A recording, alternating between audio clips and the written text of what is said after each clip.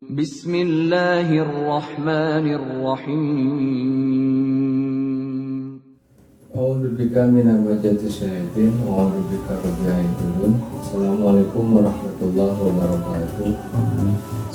Alhamdulillah nawwir qulubana bil iman wa nawwir a'malina bil islam wa nawwir akhlaqana bil ihsan. Asyhadu an la ilaha illallah wahdahu la syarikalah wa asyhadu anna Muhammadan abduhu wa rasuluhu alladzi la nabiyya ba'dah. Allahumma sholli ala Muhammad wa ala ali Muhammad wa ala alihi wa sahbihi ajma'in, amma ba'd. Ya ibadallah, usikum wa nafsi bitaqwallah faqad fazal muttaqun.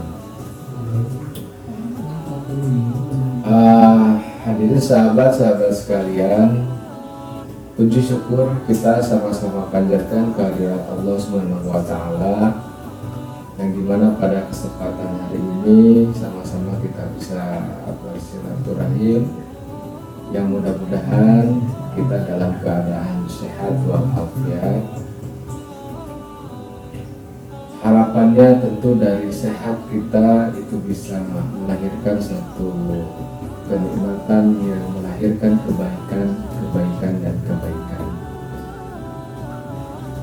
Dalam kesempatan ini kita sebentar lagi akan menghadapi suatu momen yang sangat besar, di mana setelah kita ditempa di bulan Ramadan, kemudian kita ditingkatkan di bulan Syawal, lalu kita didudukkan yaitu di bulan Zulqa'dah, dan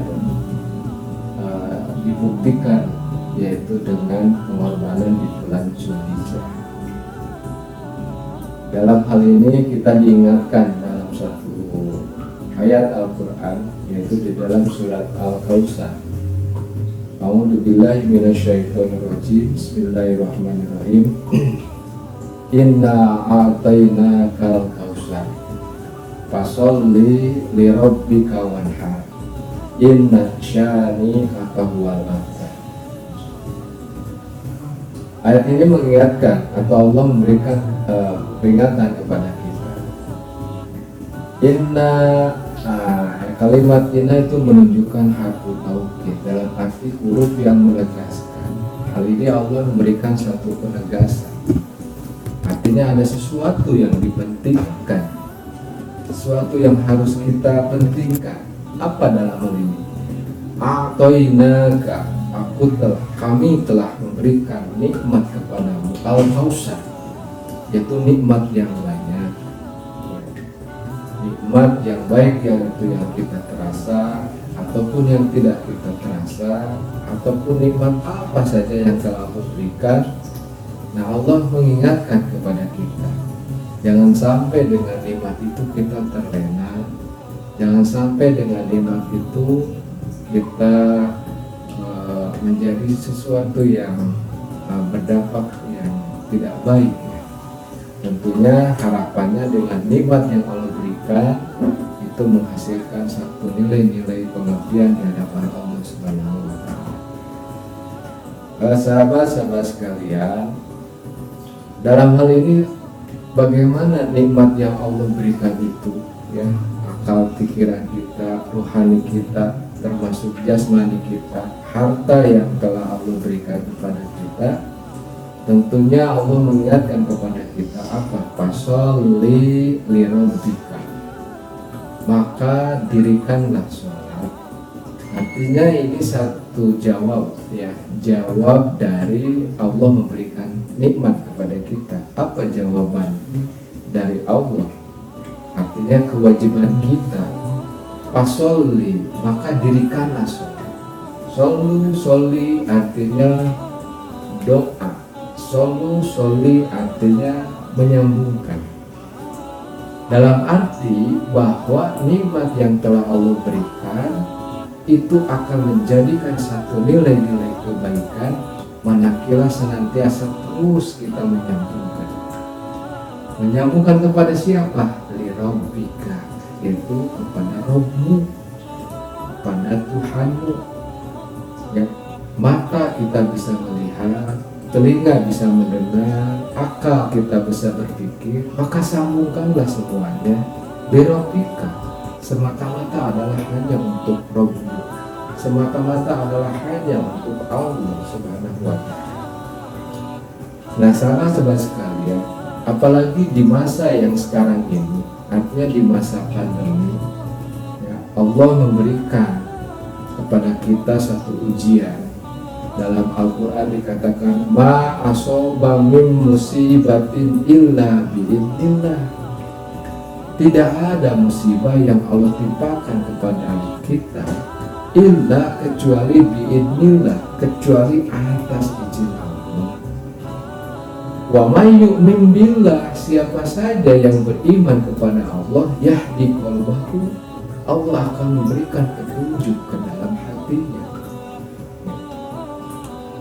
Nah, sahabat-sahabat sekalian, dari ayat ini kita diingatkan bahwasanya tidak ada musibah yang Allah tanpa punya maksud. Ayat lain mengatakan, wala nabluwannakum bisyai'in minal khawfi wal ju'i wa naqsin minal amwal wal anfusi was samarat wa basyirish shabirin alladzina idza asabatum musibah qalu inna lillahi wa inna ilaihi raji'un.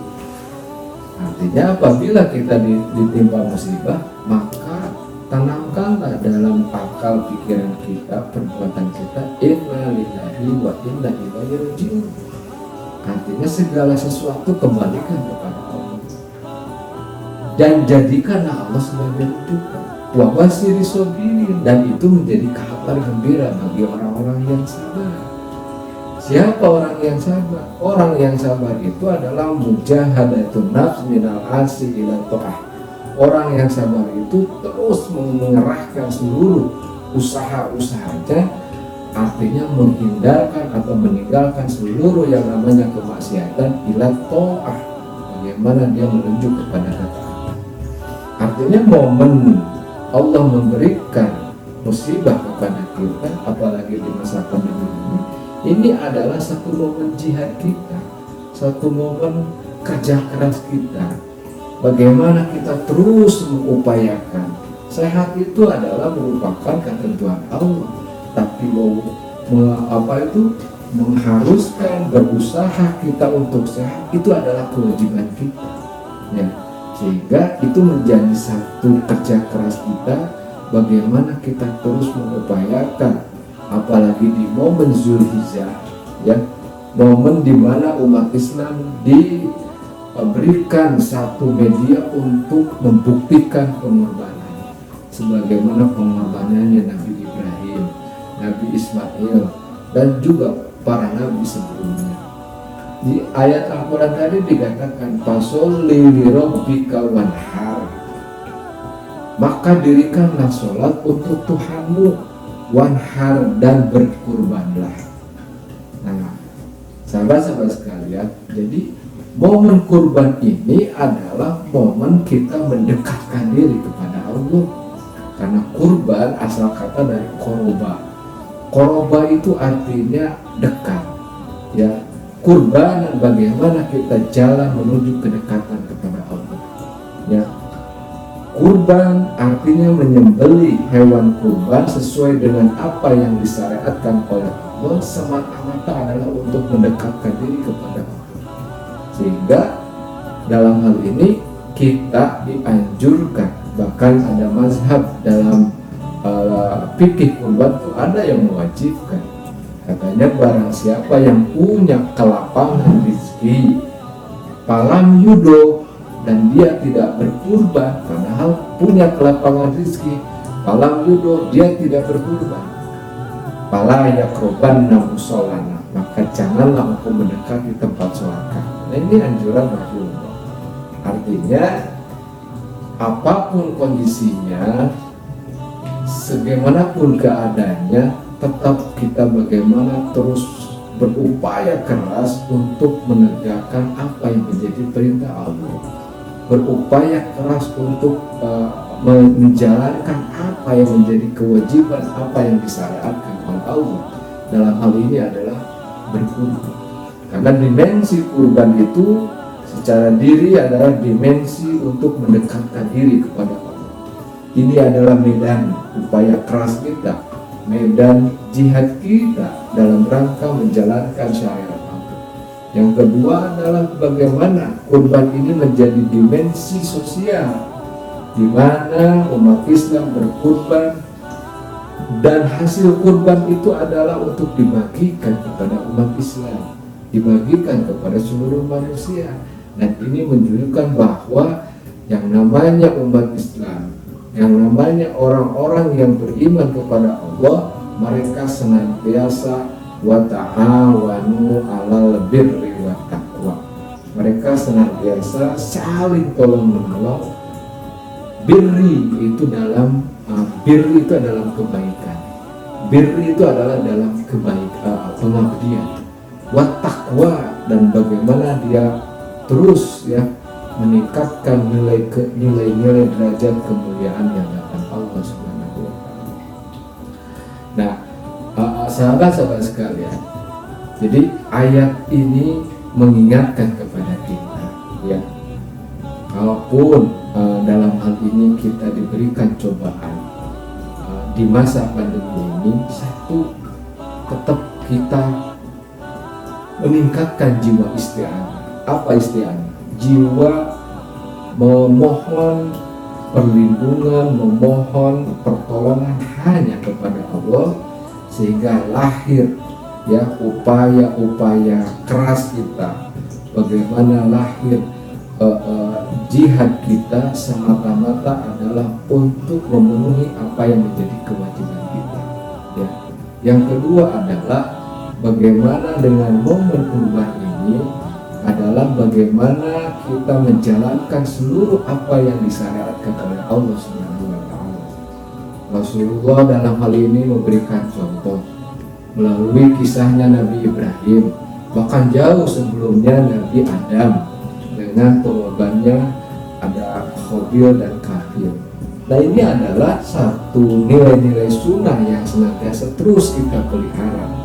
Jangan sampai dengan kondisi sekarang kita malah kendor semangatnya. Tentu harus menjadi satu nilai energi yang kuat bagaimana terus menjalankan apa yang disyariatkan oleh Allah.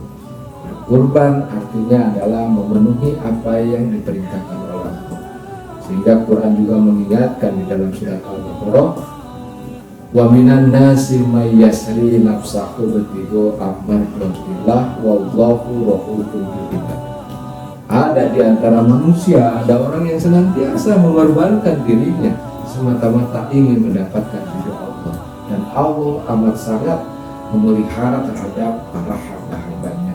Sehingga dengan bentuk pengorbanan ini artinya mengerahkan seluruh apa yang telah Allah berikan semata-mata untuk memenuhi apa yang Allah perintahkan, itu menjadi satu bentuk pemulihan Allah. Dan yang ketiga adalah bagaimana dengan momen kurban ini, Idul Adha atau Zulhijjah ini adalah momen di mana kita meningkatkan rasa ta'awun kita, tolong menolong, dari ta'aruf, tafahum, kemudian ta'awun, bahkan sampainya ta'hid, ya. Artinya saling menolong dengan sesama saudara kita. Dalam apa? Ya tentu dalam kebaikan, tentu dalam menolong supaya seluruhnya bisa melaksanakan pengabdian di hadapan Allah Subhanahu wa taala. Nah, sampai saudara kita tidak bisa melakukan pengabdian karena kita tidak memperhatikannya. Karena Rasul mengingatkan, katanya, siapa saja orang yang beriman kepada Allah dan kepada hari akhir, di antaranya adalah apa? Yaitu maka saling tolong menolonglah dengan tetangganya. Artinya bahwa Islam mengajarkan kepada kita untuk senantiasa memiliki dimensi sosial, memperhatikan yang lainnya. Ya, fa aslihu baina ahwaikum, apabila mereka itu saling berseteru, artinya bertikai, maka persaudarakan. Apabila mereka sedang sakit, maka tengoklah. Apabila mereka sedang ada masalah, maka ringankanlah masalahnya. Sehingga dengan adanya tolong menolong itu mewujudkan bagaimana seluruh umat Islam itu bisa menjalankan al-birri, yaitu adalah pengabdian yang dilakukan Allah, dan juga jalan untuk menuju kemuliaan di hadapan Allah. Inna akramakum indallahi atqakum. Sesungguhnya orang yang paling mulia di hadapan Allah adalah mereka orang yang paling bertakwa. Sahabat-sahabat sekalian, itu mungkin yang bisa disampaikan pada kesempatan ini. Sekali lagi, mari kita gunakan momen yang bersejarah ini, artinya momen yang Allah berikan kepada kita ini merupakan takdir Allah, ya, dengan kita hidup di masa sekarang dengan cobaan yang Allah berikan tidak mengurangi ya semangat kita, akidah kita yang kita yakini, kalau kita wujudkan sebagai bentuk semangat kita menjalankan perintah dari Allah. Dan yang kedua tadi adalah bagaimana kita terus ya semangat dalam menjalankan apa yang menjadi syariat Allah, di antaranya adalah berkurban. Karena hadis Rasulullah tadi mengatakan siapa yang punya kelebihan rezeki dan tidak berkurban, maka jangan sekali-kali mendekati sholat kami.